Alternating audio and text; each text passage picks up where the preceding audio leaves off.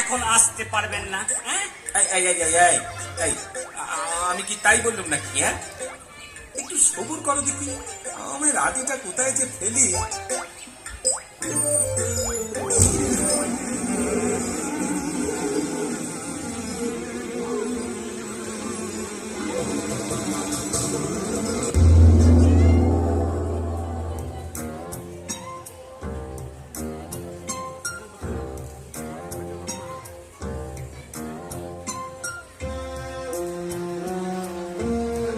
এর নাম আমায় তলব করেছেন মহারাজ।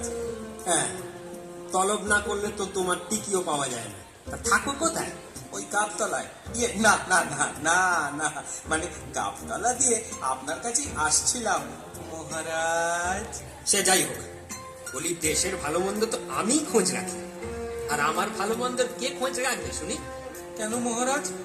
আমি আপনার দাসানুদাস সেবক শ্রী শ্রী গুরুচন্দ্র। শ্রী শ্রী বিশ্রী বিশ্রী। আজ কি হয়েছে জানো? এখনো তো কিছু হয়নি মহারাজ। সবে সবে রান্না বসেছে, পোলাও কালিয়া। আহ, আমি খাবারের কথা বলছি না, দিন রাত খালি খাই খাই খাই খাই। এই দেখো, আমার পায়ের তলায় দেখো। বাহ বাহ, কি সুন্দর পা। পা তো নয়, পা তো নয়, যেন আয়না। আয়না? হ্যাঁ। আয় না, হ্যাঁ? কেন?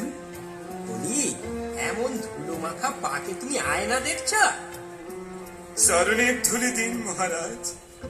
আপনার পায়ের ধুলো তো আমাদের কাছে সোনার চেয়েও দামি। আমাদের কাছে আশীর্বাদ, আমাদের কাছে। থাক থাক থাক, থামো থামো। কত আমাদের আমাদের করো না। আমার কথা ভাবো, আমার কথা। আমার পায়ে ধুলো আমার একদম ভালো লাগে না। ঠিক ঠিক ঠিক, ধুলোর কি আদাবস্থা?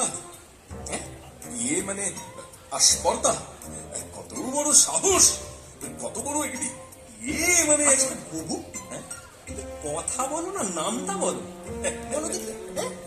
যাই বলো না কেন, চলতেই থাকে চলতেই থাকে, থামতেই চাও না।